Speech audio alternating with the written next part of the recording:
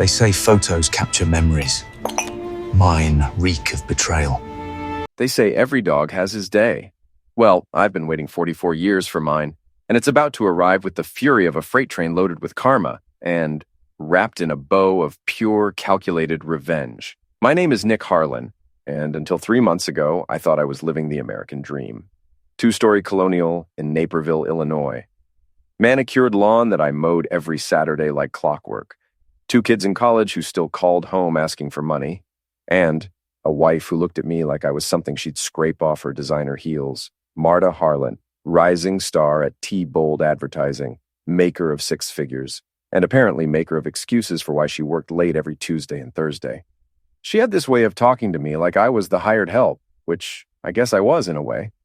While she climbed the corporate ladder in her power suits and clicked around in heels that cost more than my monthly truck payment, I kept the home fires burning. Grocery shopping, laundry, making sure the bills got paid on time. "You're such a good husband, Nick," she'd say with that patronizing smile. "I don't know what I'd do without you." Yeah, well, you're about to find out, sweetheart, but I'm getting ahead of myself. Let me back up to the beginning of the end. A Tuesday evening in September when I discovered that my loving wife of 22 years was planning to screw me harder than a $2 hooker on New Year's Eve. I was in the garage, elbow deep in the engine of my '98 Ford pickup, when my phone buzzed with a Bluetooth connection request. Marta's BMW was pulling into the driveway, and her car's system was trying to sync with my phone instead of hers. I almost declined it, but something made me hit accept. That something was probably the same cosmic force that makes you slow down to look at car accidents. "Are you sure he's going to sign?" A man's voice, smooth and confident, not my voice. "Oh, Jake, honey, Nick will sign anything I put in front of him." Marta's laugh was like broken glass. "He's like a trained dog. Sit, stay, sign here. He thinks it's for tax benefits."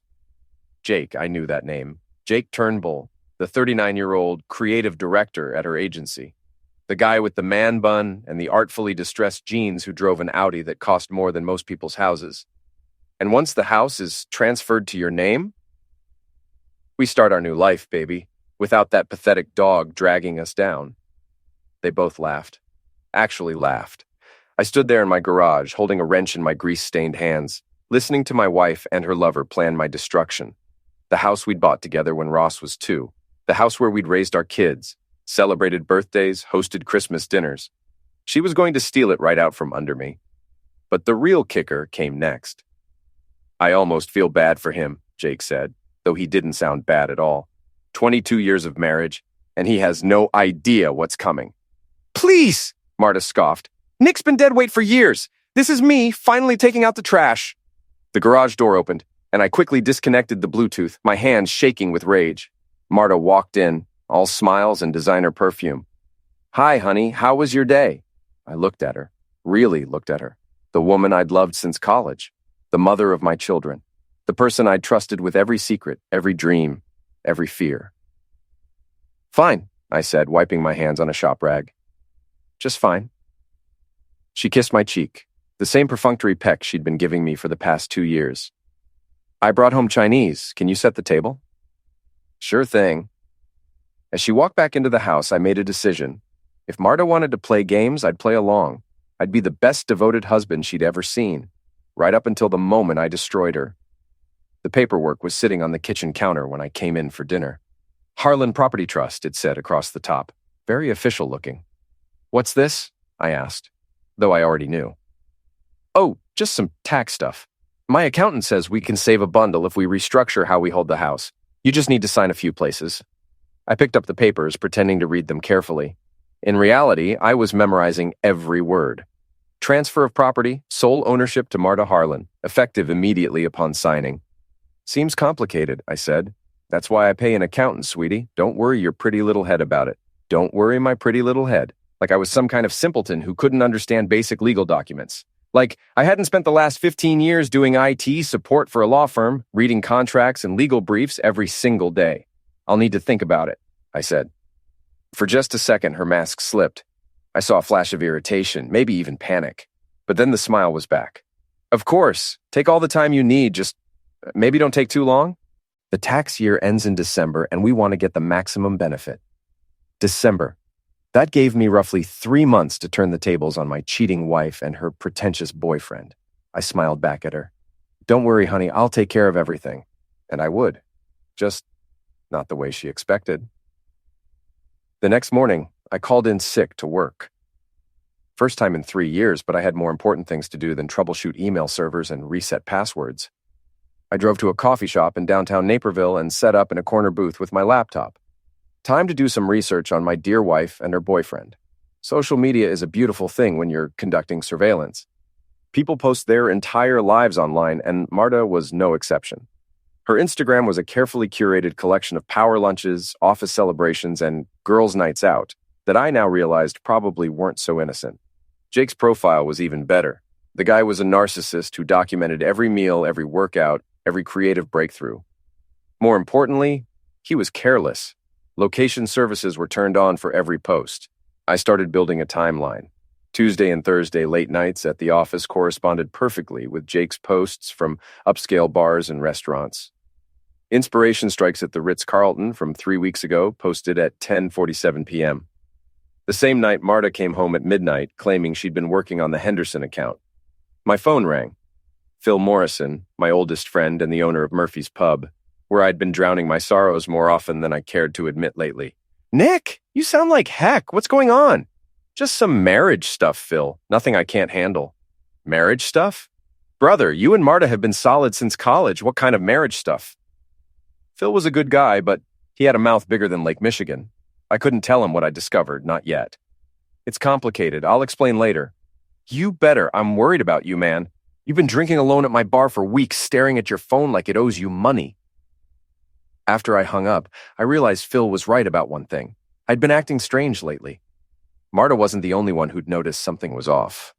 I needed to be more careful. I spent the rest of the day learning everything I could about divorce law in Illinois. Community property state. Marital assets split 50-50 unless there was evidence of fraud or adultery. The house would be worth about $400,000 in the current market. My 401k had another $200,000. Add in savings, investments, and other assets, and we were looking at close to $700,000 that Marta thought she was going to steal. But knowledge is power, and I was just getting started. That evening, I made dinner, Marta's favorite, chicken parmesan with homemade sauce. I set the table with our good china and lit candles. What's the occasion? She asked when she got home. No occasion. Just wanted to do something nice for my wife. She seemed genuinely touched, which made what I was about to do feel almost cruel. Almost. I've been thinking about those papers you showed me yesterday, I said over dinner. Her fork paused halfway to her mouth. Oh? You're right. I shouldn't worry about the complicated stuff. That's what we pay professionals for, right? The relief on her face was palpable. Exactly. I'm so glad you understand. I'll sign them tomorrow, but I want to do it right. Get them notarized, make sure everything's legal. Of course, I'll set up an appointment with my notary. Actually, I'd prefer to use someone I trust. There's a guy at work who does notary services. Would that be okay? A brief hesitation. Sure. Whatever makes you comfortable. After dinner, while Marta was in the shower, I photographed every page of the property transfer documents with my phone. Then I called my own lawyer, not the family attorney Marta and I had used for our wills, but a divorce specialist I'd found online. Mr. Harlan? This is quite late for a consultation call. I know, and I apologize, but I need advice, and I need it fast. My wife is trying to steal our house, and I have less than 24 hours to stop her. I explained the situation, emailed him the photos of the documents, and waited while he reviewed them. Mr. Harlan, I have to ask, are you absolutely certain about your wife's intentions? These documents appear legitimate, and the tax benefits she mentioned are real. I'm certain. I have evidence of an affair, and I overheard them discussing their plans. In that case, you have options. But you need to be very careful how you proceed. Any misstep could backfire spectacularly. We talked for another hour, developing a strategy. It was risky, but it would work. More importantly, it was completely legal. The next morning, I dressed in my best suit and drove to the law office where I worked. My colleague Mike Peterson was a notary, and he owed me a favor from when I'd recovered 3 days' worth of lost files from his crashed computer. Nick, you look fancy today. What's the occasion? Need you to notarize some documents for me. Property stuff. Sure thing. But instead of signing Marta's papers, I signed different ones. Papers my lawyer had prepared overnight. Papers that transferred our house not to Marta, but to a trust controlled by my parents in Florida. Papers that made me the trustee and sole beneficiary. Papers that were completely legal and absolutely ironclad. Then I took Marta's original documents and signed those too, but with one tiny modification. Instead of signing Nicholas Harlan, I signed N. Harlan in a barely legible scrawl. Close enough to fool a casual observer, but legally meaningless. I called Marta from the parking lot. "It's done, honey. Papers are signed and notarized." "Oh, Nick, thank you so much. This is going to be wonderful for us." Us. Right. "When do the changes take effect?" I asked. "Immediately. I'll file them with the county recorder's office this afternoon." Perfect. By tomorrow, Marta would think she owned our house. She'd probably start making plans with Jake, maybe even set a date to kick me out. But the real ownership documents, the ones that mattered, would be sitting in my lawyer's safe, waiting for the right moment. That evening, I started phase 2 of my plan. I needed evidence of the affair, and I needed it documented in a way that would hold up in court. I drove to Jake's apartment complex in downtown Chicago, a trendy high-rise with a rooftop pool and a doorman who looked like he'd rather be anywhere else. Jake's Audi was in the parking garage, and I settled in to wait. At 8:30 p.m., Marta's BMW pulled up beside it. I watched through my telephoto lens as my wife of 22 years got out of her car and practically ran to Jake's arms. They kissed like teenagers, all hands and passion and complete disregard for who might be watching. Click, click, click. The camera captured everything. Their embrace, the way she looked at him, the way he grabbed her as they walked toward the elevator. I sat in my truck for 2 hours, taking pictures every time they appeared at Jake's apartment window, drinking wine, laughing, undressing each other with a hunger that Marta hadn't shown me in years. Click, click, click. At 10:45, Marta left. I followed her home, staying well back, and watched her sneak into our house like a guilty teenager. She thought she was so clever, but she'd left a trail of evidence that would destroy her in any divorce proceeding. When I got inside, she was already in bed, pretending to be asleep. I slipped into the bathroom and uploaded the photos to a secure cloud storage account. Tomorrow, the real fun would begin. I woke up the next morning to find Marta already gone. A note on the kitchen counter said she had an early meeting and wouldn't be home until late. Perfect. That gave me the entire day to implement phase 3. First stop, my parents' house in Sarasota. Well, not physically. I couldn't afford to fly to Florida on short notice, but a 3-hour phone call accomplished everything I needed. "Nicholas, are you sure about this?" my mother asked for the 3rd time. "It seems so devious." "Mom, she's trying to steal our house. Everything Dad worked for, everything we built together. I'm not being devious. I'm being smart." My father, ever the pragmatist, was more supportive. "Your mother and I never liked Marta anyway. Too fancy for her own good. If she wants to play hardball, we'll show her how it's done." By noon, the paperwork was complete. My parents were now the legal owners of 247 Maple Street, Naperville, Illinois. I was their tenant, paying rent of $1 per year. Marta, despite what she believed, owned absolutely nothing. Next stop, evidence gathering. I drove to T-Bold Advertising and parked across the street with a clear view of the employee parking lot. At 12:30, Jake and Marta emerged together, walking close but not quite touching. They got into Jake's Audi and drove to a nearby restaurant. I followed them inside and requested a table with a view of theirs. They sat in a corner booth, leaning across the table toward each other, speaking in hushed, intimate tones. "Celebrating something?" I heard Jake ask as I pretended to study my menu. "The house papers went through yesterday. It's officially mine now." "Ours," Jake corrected. "What's yours is mine, right, baby?" Marta's laugh was like nails on a chalkboard. "Of course. I can't wait to get that pathetic loser out of there. Maybe we can have him evicted." "Why wait? Just change the locks. What's he going to do about it?" They spent the next hour planning my humiliation in exquisite detail. How they'd box up my belongings and leave them on the curb. How they'd redecorate the house to remove every trace of my existence. How they'd throw a housewarming party to celebrate their new life together. I recorded every word on my phone. When they left, I waited 5 minutes before following. But instead of going back to the office, they drove to a furniture store. I watched through the window as they picked out a new bedroom set, a dining room table, and a leather sofa that cost more than most people's cars. "Delivery address?" the salesman asked. Marta gave him our home address. But wait until next Friday to deliver. We're redecorating. Next Friday. That was when they planned to kick me out. I spent the rest of the week playing the perfect husband. I cooked dinner every night, did the laundry, and even surprised Marta with flowers on Thursday. She seemed genuinely confused by my sudden attentiveness, but she didn't complain. "You've been so sweet lately," she said Thursday night as we watched television. "It's like you're a different person." "I'm just appreciating what I have," I replied. You never know when things might change. If she caught the double meaning, she didn't show it. Friday morning arrived gray and drizzly, which seemed appropriate for what I had planned.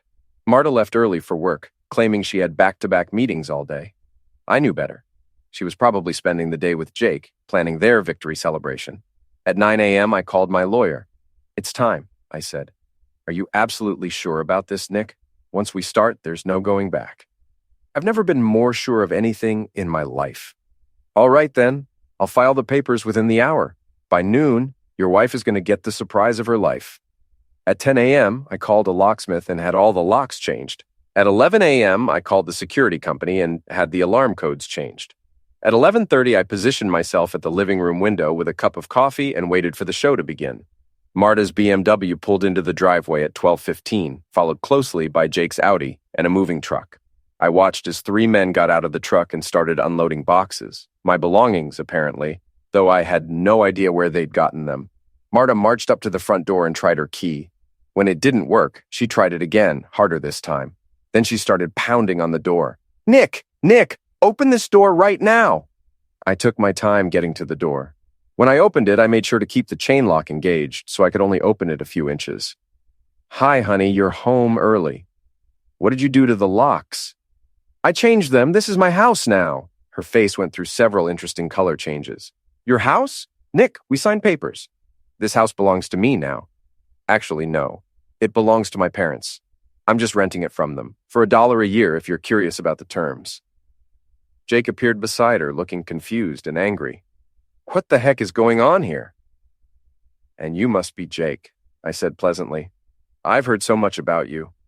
"Well, I've heard you anyway. You really should be more careful about Bluetooth connections." The color drained from both their faces. "Nick," Marta said, her voice taking on a pleading tone, "let's talk about this. We can work something out." "I don't think so. You see, I know about your little plan. The affair, the house theft, all of it. So here's what's going to happen. You're going to get in your car, drive away, and never come back, both of you." "You can't do this," Jake shouted. "We have rights." "Actually, you don't. This is private property, and you're trespassing. I have every right to call the police and have you arrested." As if on cue, a police cruiser pulled up to the curb. I'd called them earlier, explaining that my estranged wife and her boyfriend were trying to illegally evict me from my own home. Officer Martinez approached the group. "Is there a problem here?" "Yes," Marta said quickly. "My husband has illegally changed the locks on our house and won't let me in." Officer Martinez looked at me. "Sir, is this your residence?" I handed him a copy of the lease agreement my parents had signed. "I'm the legal tenant. These people are trying to force their way into my home." He studied the paperwork, then looked back at Marta. "Ma'am, do you have any documentation showing you have a legal right to enter this property?" Marta fumbled in her purse and produced the property transfer documents. Officer Martinez examined them carefully. "Ma'am, these documents appear to be invalid. The signature doesn't match the printed name, and there's no proper notarization seal." I had to bite my lip to keep from smiling. My lawyer had been right. The illegible signature would invalidate the entire transfer. "There's been a mistake," Marta said desperately. "Those papers are legitimate. I can prove it." "You're welcome to sort that out with a lawyer, ma'am. But right now, I need you to leave this property. All of you." Jake stepped forward aggressively. "This is BS. You can't just—" "Sir, I'm going to need you to calm down and step back."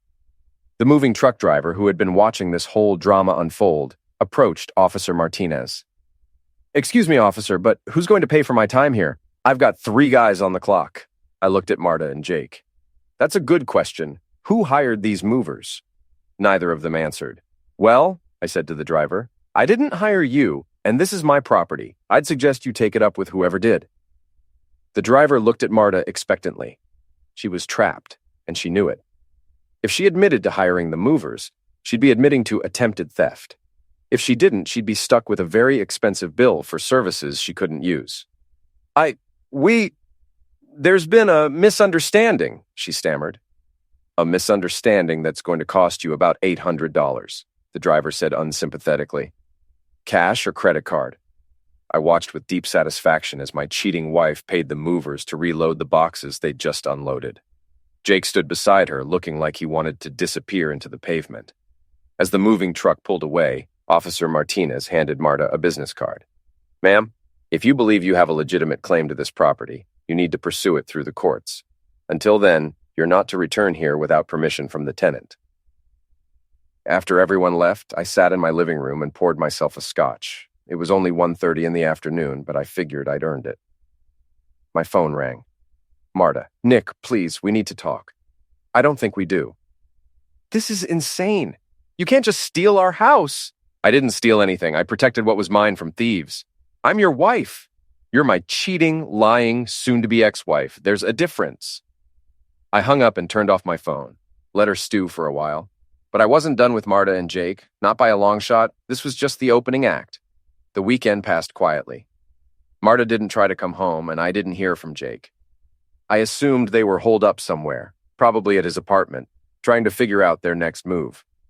I spent Saturday calling a divorce attorney, not the same one who'd helped me with the house transfer, but a shark who specialized in high-conflict divorces. Her name was Patricia Vance, and her reputation preceded her. Mr. Harlan, I've reviewed the materials you sent over. You have an extremely strong case. Adultery, attempted fraud, conspiracy to commit theft. Your wife's attorney is going to advise her to settle quickly and quietly. What if she doesn't want to settle? Then we destroy her in court. But it won't come to that, trust me. Monday morning, I went back to work for the first time in a week. My boss, Dave Chen, called me into his office around 10. Nick, I got a strange phone call this morning, a woman claiming to be your wife, asking about your employment status and salary information. What did you tell her? Nothing, of course. We don't give out employee information to anyone, even spouses. But she seemed agitated. Is everything okay at home? Getting divorced. It's complicated. Dave nodded sympathetically. If you need time off, just let me know. We can work something out. I appreciated the support, but I didn't need time off. I needed normalcy. I needed to focus on something other than the nuclear war my marriage had become. That afternoon, my phone rang. Unknown number. Nick, it's Jake. We need to talk. The ball's on this guy. No, we really don't. Look, I know you're pissed, but you're making this harder than it needs to be. Marta loves you. She made a mistake, but it doesn't have to end like this. Jake, let me explain something to you. I heard you and my wife planning to steal my house and throw me out like garbage. I have pictures of you two together. I have recordings of your conversations. You're not in a position to negotiate. Those recordings are illegal. You can't use them in court. Actually, Illinois is a one-party consent state. As long as one person in the conversation knows it's being recorded, it's perfectly legal. And since I was recording my own wife, there's no privacy expectation. Silence on the other end of the line. Here's what's going to happen, Jake. You're going to stay away from my wife, you're going to stay away from my house, and you're going to stay away from me. If you don't, I'll make your life very uncomfortable. Is that a threat? It's a promise. I hung up and immediately called Patricia Vance to report the contact. She advised me to document everything and avoid any further communication with either Marta or Jake. But they weren't done trying to contact me. Tuesday evening, I was in my garage working on the truck when I heard voices in the driveway. I looked out to see Marta standing there with two people I recognized. Tom and Jennifer Walsh, our neighbors from 3 houses down. Tom and I had been friends for years, bonding over our shared love of baseball and barbecue. Nick, Tom called out, can we talk to you for a minute? I wiped my hands and walked out to meet them. Marta stayed back, letting Tom and Jennifer do the talking. Look, man, Marta came to us pretty upset, Tom said. She says you've locked her out of her own house over some kind of misunderstanding. It's not a misunderstanding, Tom. Jennifer stepped forward. Nick, we've known you and Marta for 8 years. You're good people. Whatever's going on, surely you can work it out. I looked at Marta, who was putting on quite the performance. Tears in her eyes, hands clasped in front of her, the picture of a wronged wife. Did she tell you about Jake? I asked. Tom and Jennifer exchanged confused glances. Who's Jake? Jennifer asked. Her boyfriend, the guy she's been cheating with for months, the guy she was planning to move into our house after she stole it from me. Marta's mask slipped for just a second. Nick, that's not what? Not true? I have pictures, Marta. I have recordings. I have bank records showing you've been siphoning money from our joint account to pay for your little love nest. Tom looked shocked. Marta, is this true? It's complicated, she said weakly. No, I said firmly. It's simple. She's a cheating liar who tried to steal everything I own. There's nothing complicated about it. Jennifer looked like she'd been slapped. Marta, how could you? You don't understand, Marta said, her voice rising. Nick hasn't been a real husband to me in years. He's boring, he's predictable, he has no ambition. I deserve better than that. The words hit me like a physical blow, but I kept my expression neutral. You're right, you do deserve better. You deserve exactly what you're going to get. Tom shook his head. Marta, I think you should leave. Now. But now? After they left, Tom and Jennifer stayed to talk. They were embarrassed and apologetic, having been manipulated into taking sides without knowing the whole story. We're really sorry, Nick, Jennifer said. We had no idea. She's very convincing when she wants to be. If you need anything, Tom said, just let us know. And I mean anything. This is BS, what she did to you. I appreciated their support, but I could see the doubt in their eyes. They were wondering what I'd done to drive my wife away, what failures as a husband had led to this moment. It's human nature to assume that both sides share blame in a divorce. But some things are black and white. Some people are just selfish, lying pieces of crap who destroy everything they touch. Wednesday brought another surprise. I came home from work to find my son Ross sitting on my front porch. Hey, Dad. Ross, what are you doing here? I thought you had classes. I talked to Mom yesterday. She said you two were having problems. I unlocked the door and let us both inside. What exactly did she tell you? That you'd locked her out of the house over some financial disagreement? That you were being unreasonable and cruel? Of course she did. Ross, sit down. There are some things you need to know. I told him everything. The affair, the attempted theft, the lies and manipulation. I showed him some of the evidence, not the most intimate photos, but enough to make the situation clear. Ross listened in stunned silence. When I finished, he sat back in his chair and ran his hands through his hair. Jesus, Dad, I'm so sorry. You don't have anything to be sorry for. I believed her. When she called crying, talking about how you'd changed, how you were being vindictive and mean, I believed her. She's your mother. Of course you believed her. Have you talked to Amelia? Not yet. I wanted to talk to you first. Ross nodded. I'll call her tonight. She needs to know the truth. That evening, we ordered pizza and watched the Cubs game, just like we used to when he was in high school. It felt normal, comfortable, like maybe not everything in my life was falling apart. But around 9 o'clock, my phone started buzzing with text messages, all from numbers I didn't recognize. You're a piece of crap for what you're doing to Marta. Real men don't abandon their wives. Hope you're happy, a-hole. Someone should teach you how to treat a woman. Ross looked at the messages over my shoulder. Who are these people? I have no idea, but I had a pretty good guess where they were coming from. Marta was playing the victim card, probably on social media, painting herself as the wronged wife whose cruel husband had thrown her out for no reason. The messages kept coming all night. By morning, I'd received over 50 texts and twice as many emails from strangers telling me what a terrible person I was. I forwarded everything to Patricia Vance, who was not amused. This is harassment, and it's going to backfire on her spectacularly. I'm filing for a restraining order this afternoon. But before she could file anything, the situation escalated. I was at work Thursday afternoon when Dave Chen called me into his office again. Nick, we have a problem. Someone called the corporate office this morning and filed a complaint against you. They claimed you were using company equipment to stalk and harass your ex-wife. That's completely false. I know it is, but HR is requiring an investigation. I'm going to need you to surrender your laptop and phone for examination. This was getting out of hand. Marta wasn't just trying to destroy my marriage anymore. She was trying to destroy my entire life. That evening, I drove to Murphy's pub to clear my head. Phil took one look at me and poured a double scotch without being asked. You look like heck, brother. Feel like it, too. I told him about the harassment campaign, the work situation, the constant pressure from people who didn't know the whole story but had decided I was the villain anyway. That's messed up, Phil said. Marta always seemed nice, but I guess you never really know people. Apparently not. So what are you going to do about it? I stared into my drink, considering the question. What was I going to do about it? I'm going to end this, I said finally. One way or another, I'm going to end it. Friday morning brought the restraining order hearing. Patricia Vance had worked fast, filing an emergency petition based on the harassment campaign and Jake's threatening phone call. Marta showed up with her own attorney, a slick-looking guy in an expensive suit who probably charged more per hour than I made in a week. They sat on the opposite side of the courtroom, whispering urgently to each other.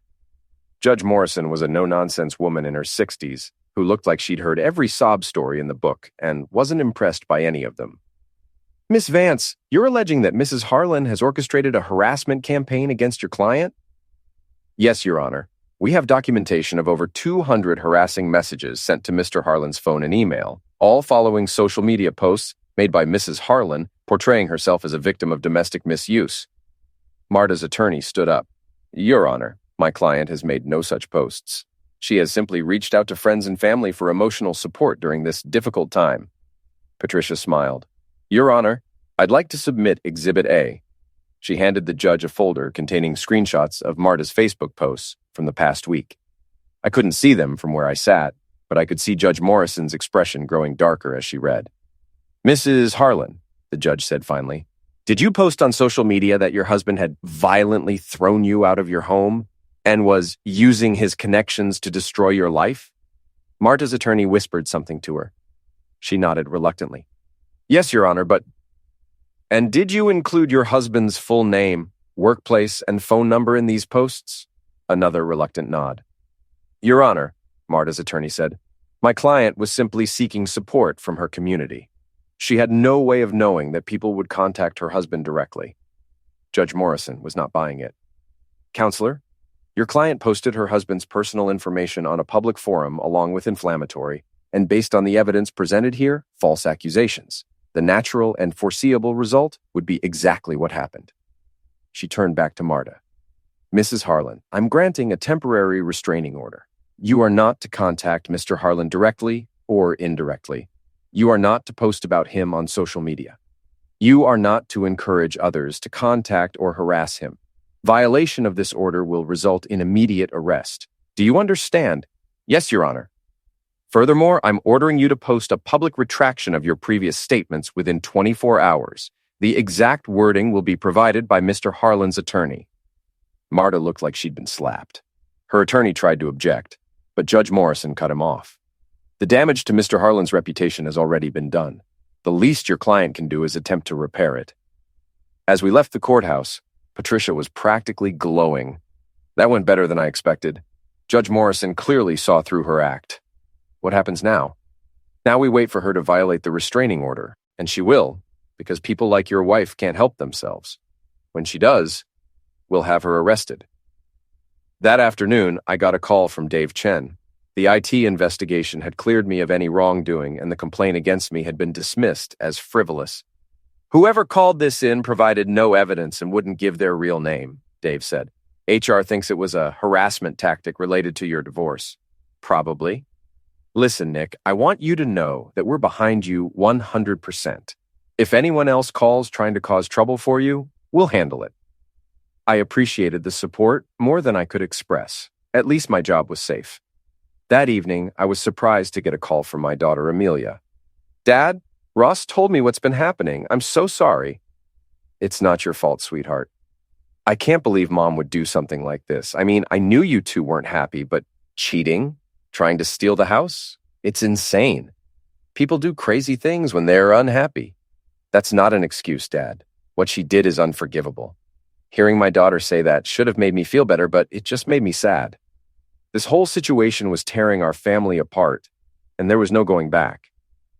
Saturday morning, I was awakened by pounding on my front door. I looked out the window to see Jake standing on my porch looking agitated and desperate. I called emergency first, then opened the door with the chain still engaged. What do you want, Jake? You're destroying her, you know that? Marta's falling apart because of what you're doing. What I'm doing? I'm protecting myself from thieves and liars. She loves you, man. She made a mistake, but she loves you. She loves my house and my bank account. She doesn't love me. That's not true. If you would just talk to her. Jake, there's a restraining order. You being here is a violation. The police are already on their way. His face went pale. You called the cops? You're trespassing. You're violating a court order. What did you think would happen? He started backing away from the door. This isn't over, Nick. You can't hide behind lawyers and judges forever. Is that another threat? But he was already running back to his car. He peeled out of the driveway just as the police cruiser turned the corner. Officer Martinez again. He was starting to feel like a regular fixture in my life. Same situation as before? He asked. Restraining order violation this time. And he made what could be interpreted as a threat. I gave him a statement and provided a copy of the restraining order. He took notes and promised to file a report. Mr. Harlan, I have to ask, do you feel safe in your home? For now, but these people are getting desperate, and desperate people do stupid things. If you're worried about your safety, we can increase patrols in this area. I'd appreciate that. After Officer Martinez left, I sat in my living room and tried to process what had just happened. Jake had seemed genuinely unhinged, like a man watching his world collapse around him, which I supposed he was. My phone rang. Patricia Vance. Nick, I just got a call from the prosecutor's office. They're charging Jake Turnbull with violating the restraining order and making terroristic threats. Terroristic threats? It's a felony in Illinois. If convicted, he could face up to 3 years in prison. Jesus! There's more. Marta never posted the retraction the judge ordered. That's contempt of court. There's a warrant out for her arrest. This was spiraling out of control faster than I'd expected. I'd wanted to protect myself and get revenge for their betrayal, but I hadn't intended to destroy their lives completely. Or had I? Patricia, what happens if she's arrested? She'll be held until she can post bail. Then she'll have to appear before Judge Morrison and explain why she ignored a direct court order. The judge was already annoyed with her. This won't go well. That evening, I was watching the news when my phone buzzed with a text from an unknown number. You win. Can we please talk now? It was Marta. Even though texting me was a violation of the restraining order, I found myself typing back. Talk about what? About ending this nightmare. About finding a way forward that doesn't destroy everyone. I stared at the message for a long time. Part of me, a small part, felt sorry for her. But then I remembered her laugh when she called me a pathetic dog. I remembered her planning to throw my belongings on the curb. I remembered 22 years of marriage ending with her stealing everything I'd worked for. You should have thought about that before you decided to betray me. Please, Nick, I'm begging you. Don't text me again. You're violating a court order. I screenshotted the conversation and sent it to Patricia Vance. Then I blocked the number. Sunday passed quietly. I went to church for the first time in months, more for the peace and quiet than for any spiritual reasons. Several people I knew from the neighborhood were there, and I could feel their stares and whispered conversations. The scandal was public now, thanks to Marta's social media campaign. Everyone knew about the affair, the attempted theft, the restraining order. Some people were sympathetic, but others clearly blamed me for not being able to keep my wife happy. After church, I drove to the cemetery where my grandparents were buried. I sat by their headstone and tried to imagine what they would think about this situation. They'd been married for 58 years, through the Depression, World War II, and everything else life threw at them. I don't think I'm the bad guy here, Grandpa, I said to the headstone. But sometimes I'm not sure. The wind rustled through the trees, but the dead had no advice to offer. Monday morning brought news that Marta had been arrested at her office. The story made the local news. Local ad executive arrested for restraining order violation, complete with her mugshot and details about the divorce proceedings. I felt a mixture of satisfaction and guilt watching the report. This was what I'd wanted, wasn't it? For her to face consequences for her actions. But seeing her in handcuffs, being led away from her workplace in front of her colleagues, was harder to watch than I'd expected. My phone rang. Ross, Dad, I just saw the news. Is Mom in jail? She was arrested for violating the restraining order. I assume she'll post bail and be released. This is getting really ugly. It was already ugly, son. Now it's just public. That afternoon, Patricia Vance called with an update. Marta posted bail, but she lost her job. T-Bold Advertising terminated her effective immediately. They cited the negative publicity and the fact that she was arrested at work. And Jake? Still employed, but I hear he's been demoted and transferred to a different department. His court date is next week. Everything was falling apart for them exactly as I'd planned, so why didn't I feel better about it? The answer came to me that evening as I sat alone in my house, eating a frozen dinner and watching television. This wasn't about justice anymore. It had become about revenge, pure and simple. And revenge, I was learning, was a dish that left a bitter taste in your mouth even when served ice cold. But it was too late to stop now. The wheels were in motion. And Marta and Jake were about to learn that actions have consequences, even if those consequences destroyed everything in their path. The call came at 6:30 a.m. on Tuesday. Patricia Vance, sounding more awake than anyone had a right to be at that hour. "Nick, we have a problem. Marta's attorney filed a motion claiming you've been stalking and harassing his client. They want the restraining order reversed and a new one issued against you." I sat up in bed, instantly alert. Based on what evidence? "They claim you've been driving by her apartment, following her to job interviews, and using private investigators to monitor her activities." "That's complete BS. I know it is, but we have to respond. The hearing is scheduled for Friday morning." After I hung up, I made coffee and tried to process this latest development. Marta was playing dirty, making up lies to try to turn the tables on me. It was a desperate move, but it might work if she could convince the judge that I was the real aggressor. I spent the morning gathering evidence to prove my whereabouts for the past 2 weeks. Credit card receipts, work logs, witness statements from neighbors who'd seen me at home. If Marta wanted to play games, I'd show her what real documentation looked like. But first, I had something else to take care of. I drove to Jake's apartment complex and waited in the parking garage. Not to stalk him. I had no interest in following Jake around, but to deliver a message. He appeared around noon, walking to his car with the defeated posture of a man whose life had imploded. When he saw me leaning against his Audi, he stopped short. "What do you want, Nick?" "To talk. 5 minutes." He looked around nervously, probably wondering if this was some kind of trap. "The restraining order doesn't apply to me. I can talk to whoever I want." He approached cautiously, keys clutched in his hand like a tool. "So talk. You're going to convince Marta to drop the false stalking allegations." "I don't know what you're talking about. Jake, don't insult my intelligence. She's claiming I've been following her around, harassing her. We both know that's a lie." "Maybe it's not a lie. Maybe you have been following her." I pulled out my phone and showed him a video I'd recorded that morning. It was Jake, walking out of a downtown office building that I recognized as a law firm. "You were at Marta's attorney's office this morning at 9:15 a.m. Want to guess what you were discussing?" His face went white. "How did you—" "I have friends, Jake. Friends who work in that building. Friends who saw you and Marta coaching each other on your testimony." It was a bluff. I didn't have any friends in that building, but Jake didn't know that. "You're going to tell Marta to drop the false allegations, or I'm going to make your life very interesting." "Is that a threat?" "It's a promise. You see, I've been doing some research on you, Jake. Did you know your Audi is leased, not owned, and that you're 3 months behind on payments? Did you know your credit cards are maxed out, and you've been borrowing money from your parents to pay rent?" Jake's jaw dropped. "How do you know that?" "I also know about the illicit substance use. Not much, just enough for personal use, but still illegal. I wonder what your employer would think about that." "You're fishing. You don't know anything."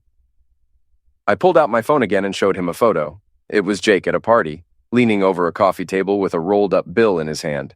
The white powder on the table was clearly visible. "Ruby's quite the photographer," I said casually. "Your ex-girlfriend has a real talent for capturing candid moments."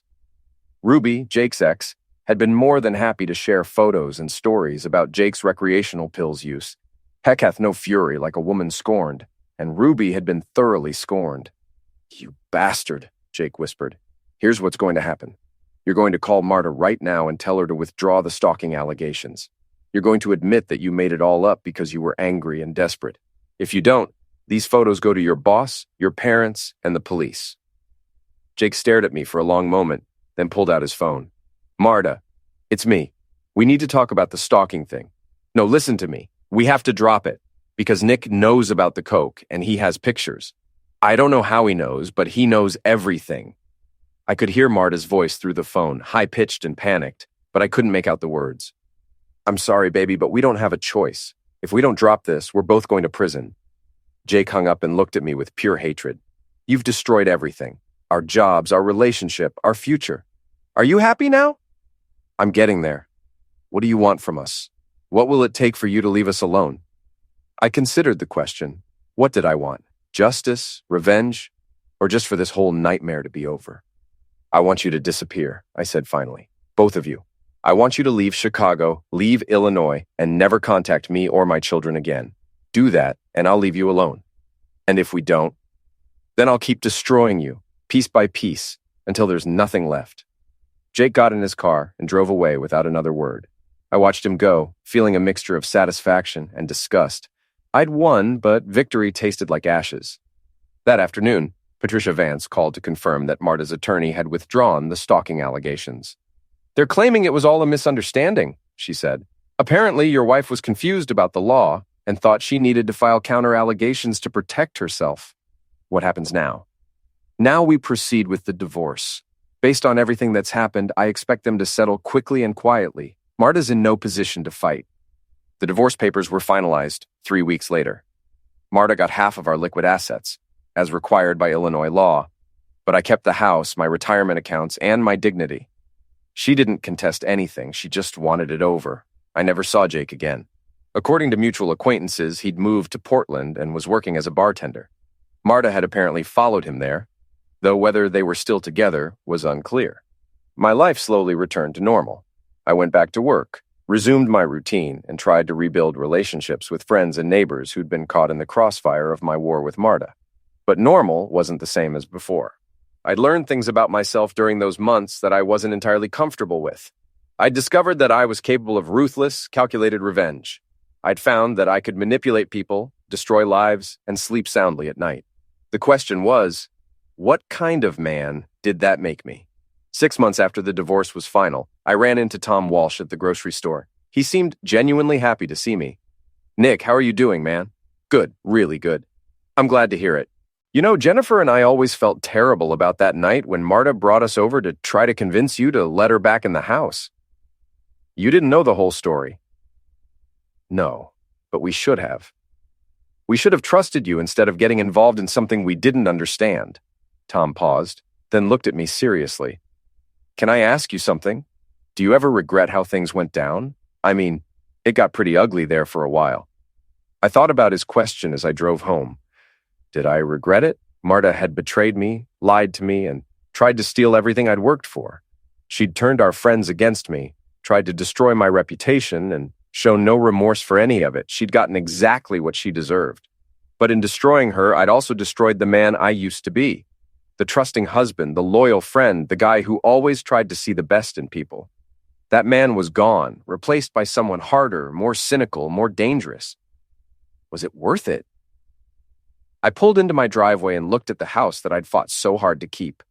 It was quiet and empty, just like my life. I'd won the war, but I'd lost something in the process, something I wasn't sure I could ever get back. But as I sat there in the gathering darkness, I realized something else. For the first time in years, I wasn't angry. The rage that had sustained me through months of legal battles and psychological warfare had finally burned itself out. I was free. Free from Marta's lies, free from Jake's threats, free from the constant stress of fighting for my survival. I'd paid a price for that freedom, but it was a price I was willing to pay. I got out of the truck and walked to my front door, fishing for my keys. As I unlocked the door, I thought about Jake's question from that day in the parking garage. Are you happy now? The answer was no. I wasn't happy, but I wasn't miserable either. I was something else entirely. I was at peace. And sometimes, peace is enough. I stepped inside my house, turned on the lights, and closed the door behind me. Outside, the world continued its relentless spin, carrying Marta and Jake and all the other casualties of our war further away from me with each passing moment. I poured myself a scotch, sat down in my favorite chair, and smiled for the first time in months. The dog had finally had his day.